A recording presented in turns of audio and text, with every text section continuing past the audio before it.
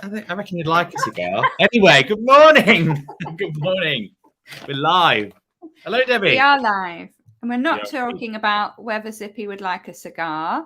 We're talking about how to delegate.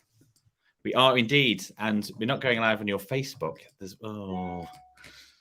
What's going on? Technical difficulties. Yes, we are. How to delegate. It's not working. Button's not working. Don't know what's wrong with it. We'll post it afterwards.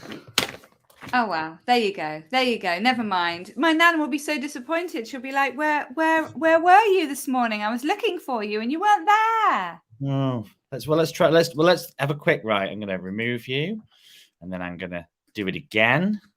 Let's just try this live. Technical difficulties, everybody. Let's see what we can do. Have we pulled it round? We don't want to disappoint. You are live. Live. We've done it. Look at that. Again.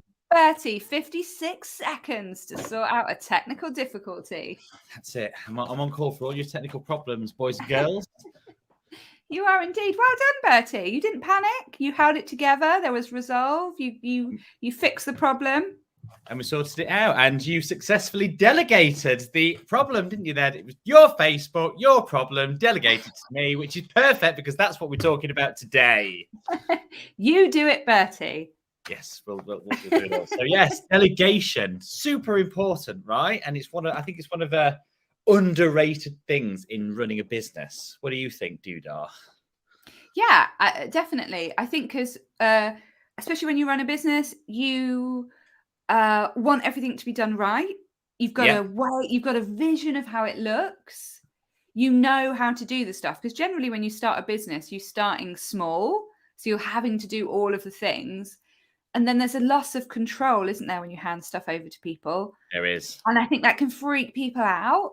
And then you start wondering, is it going to be good enough? Are they going to be good enough? Do they know how to do it? Oh, well, I'm going to have to train them. And then you kind of shut down and go, well, I might as well do it myself. Yeah, exactly. Yeah.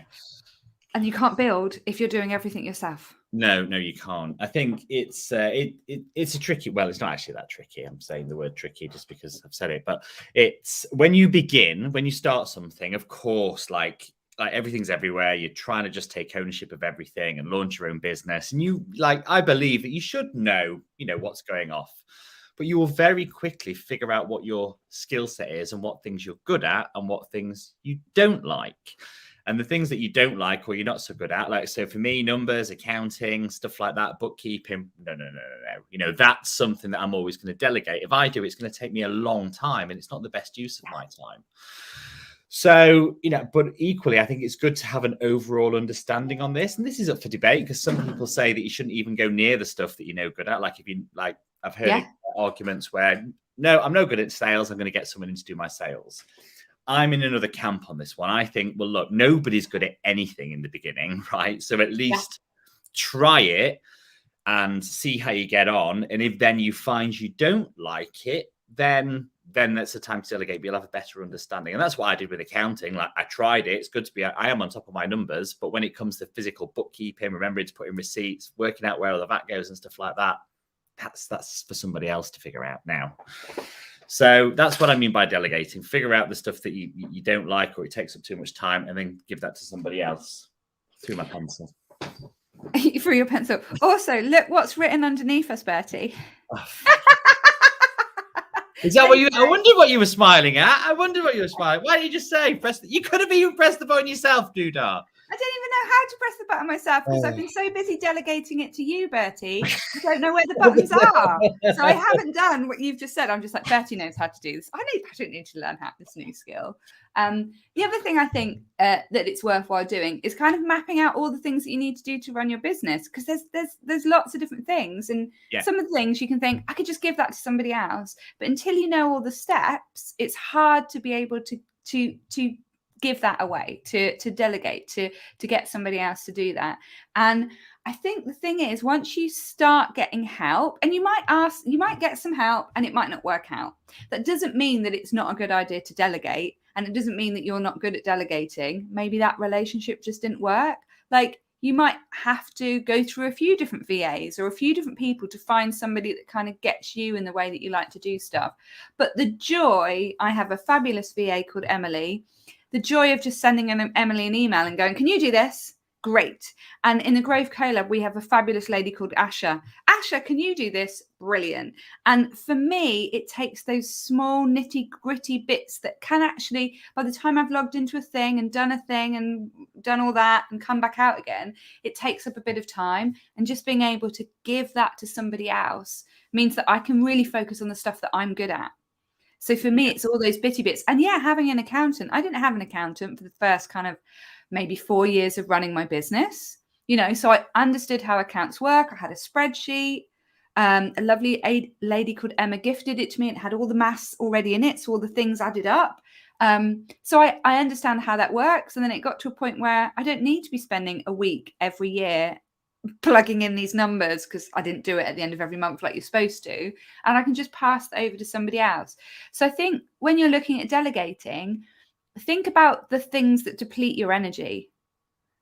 I don't like doing the nitty gritty bits. I'm not very good at the finer details, crossing the T's and dotting the I's. So I give that stuff to somebody else, because I like to think about the big picture stuff and, come and do chatting like this. This is great. This is the stuff that I want to do. So I think if there's a list of things where you're like, oh, every time I do this, I feel a bit like, oh, this is draining.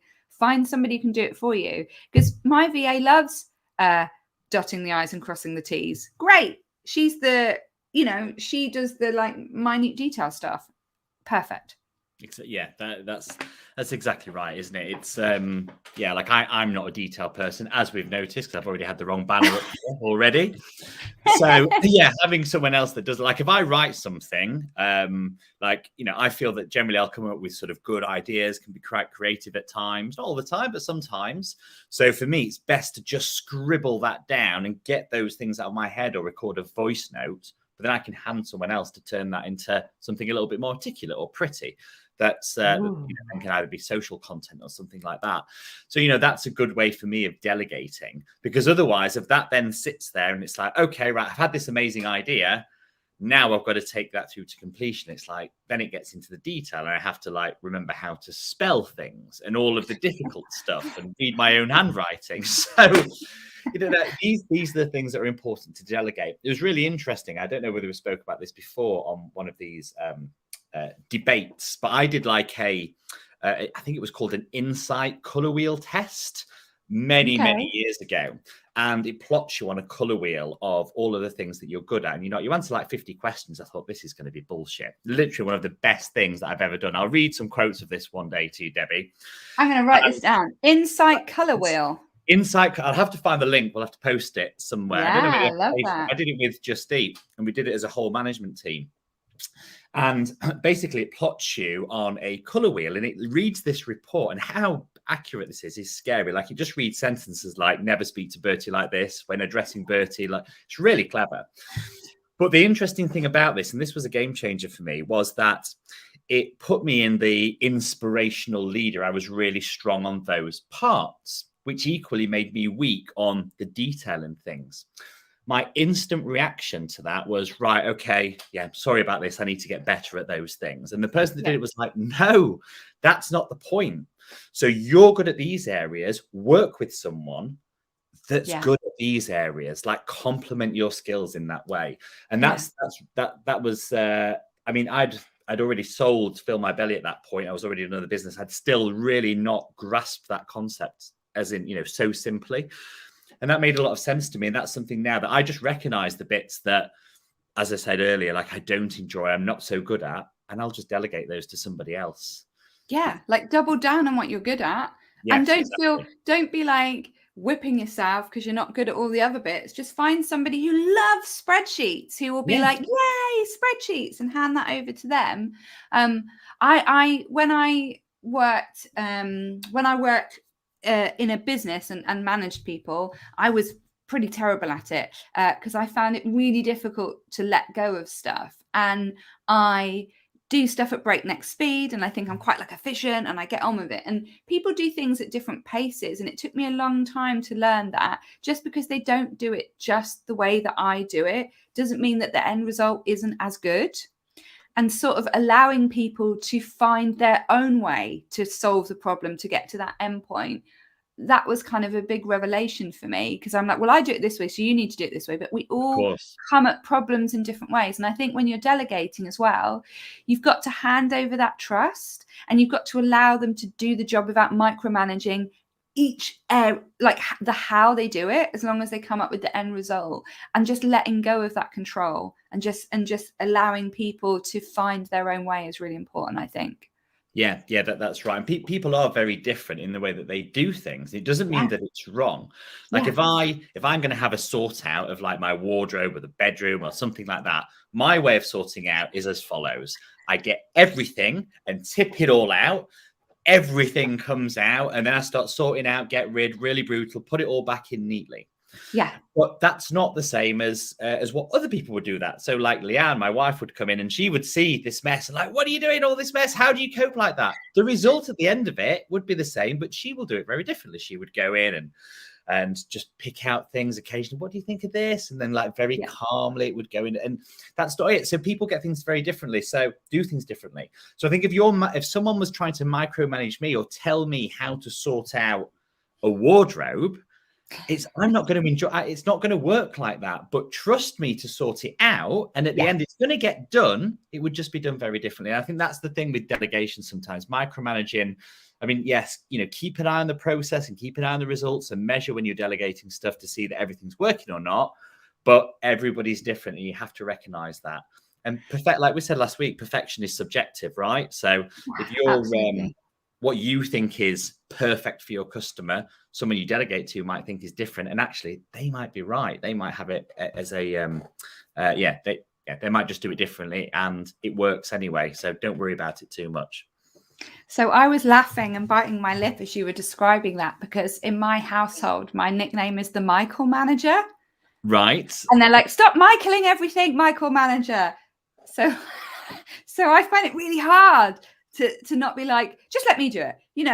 Let me I'm better at folding clothes. Let me do it. Let me empty the dishwasher. And I just kind of barge my way in there and start doing the stuff. And I really have to hold myself back, because that's like something that's integrally in me. That's like, oh, I'm gonna micromanage to the nth degree. And so it's hard if that's your kind of go-to, if that's where your brain goes to, just get in there. And I really have to hold myself back. So I think if that resonates with you, the more that you understand that that's your personality type, the more you can kind of work on trying to solve it. It's when we don't have any self-awareness, isn't it? That's the problem. I'm very self-aware that I'm a micromanager. I can't always catch myself before I just dive in there and start doing stuff. So if I was Leanne, I would be like, what are you doing, Bertie? This isn't how you do stuff. Fold the clothes like this. And you'd be like kicking me out of the bedroom. Get out! Stop telling me what to do. Tricky, isn't it, dealing with other human beings? It is. And I think you've just raised a really, really good point there, because I think, recognizing that you are a Michael Manager. I've never heard that term before. The Michael Manager. Michael Manager is that's one thing. And actually, like in a very sort of small team environment, you can get away with it. So actually, in your household, everyone's just taking the piss. It's like, oh, Debbie's doing this again, whatever. But as you scale and grow, you can't get away with that anymore. Like it doesn't. You have to work on those things. Small teams, yes, you can, because it's like, oh, it's just the way that Debbie deals with things. But then you can't do that as you grow. Otherwise, you just end up with a very, very narrow culture, and then nobody ever wants to question you, because that's the way that Debbie does stuff. So you do have to let a lot of stuff grow a lot of stuff go as you grow your business, and that's really important. And delegation is key. I think another big thing as well for people is cash, right? Either they've just started getting money in and they don't want to spend it anymore, or maybe they don't see the value in the people that they're spending the money on. But it's one of those things that there's been businesses where as soon as I've got any money, the first thing I've done is give that money to somebody else to then hire, because that's the way that it grows, rather than taking that money out and just letting the sort of taking the profits out. You have to invest in your business, in delegating, whether it's a VA, an accountant, your first hire, outsourcing some stuff.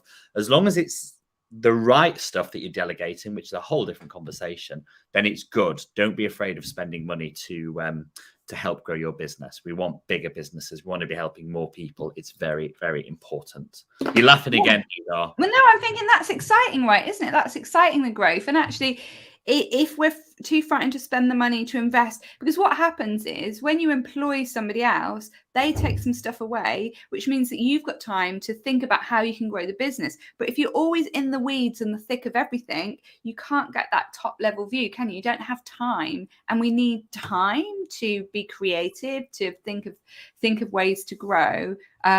Yeah, spend the money, get your first VA, like find somebody to help you, pay for an accountant. You know, if you're work out how much money your hourly rate is as well. Like if your hourly rate is £50 an hour and you're spending a whole week doing your accounts every year and you could pay an accountant £30 an hour, well, it just makes sense to pay the accountant, doesn't it? Because that frees up your time to make more £50 an hour. So also think about what you can charge your services at and what your value is compared to the person that you're hiring in, and how that frees you up to earn more money, to do more stuff in a more interesting way.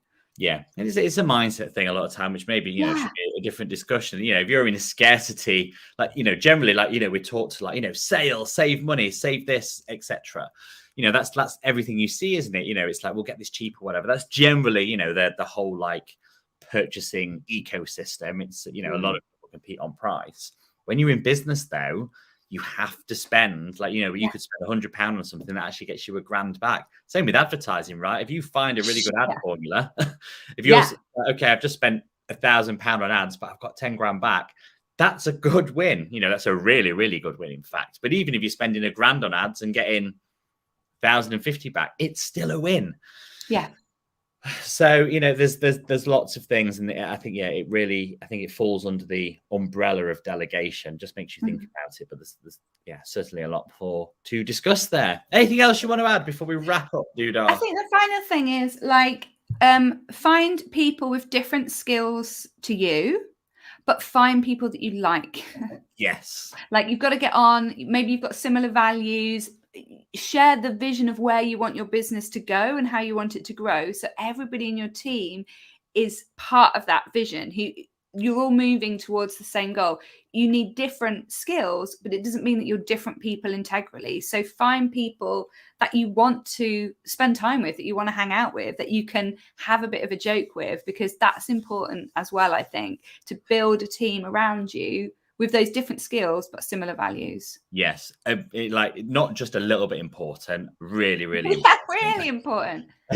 Like, in the early days of like hiring people, and it's, you know, it's not just, you know, like Debbie then going and hiring out you know, females that only like yellow and all that sort of stuff. It's, you know, but people that share your culture, share your values. Like, if you dilute that in the beginning, as your company grows, as your business grows, it's just going to get more and more diluted. Like, you don't sacrifice that in the early days. Really get people that buy into your vision. If you're speaking to someone like, do you know what, this guy's shit hot, but he's a fucking dickhead, do not hire them. No matter how good you think they can help you with your business, if they're not into your values and they're not into, like, you know, your culture, steer clear. You know, possibly there's a time further down the road for that. At the beginning, do not compromise that whatsoever. Really, really important. There we go. We've done it. Delegate. And we lived our values. We fought fuck perfection, and we had the slide from before. We delegated at the beginning, but Bertie had to do some technical stuff. So we're living our advice right here live on the show. Yeah. And I realized. Are we going to call it the business fun size discussion? Did you call it a discussion? This is a discussion now. I like it. It is. Where's that come from? What? Steve Whittle. Oh, has he said that? I didn't see. I haven't got any. Steve Whittle says, but not yes, people. Hire challenging people. Oh, yeah, exactly. Don't hire people who just agree with everything you say. You want people who are going to bring a different, fresh perspective and, challenge you, because you might not have it totally right. But we're going to have to go now. Thank you, everybody, for watching. Thank you very much. Or listening, if you're listening in the podcast, on the podcast. In. Yeah. Right. Bye. Until next week, Friday, 10 o'clock. We will see you then. Thank you very much for joining us. Bye-bye.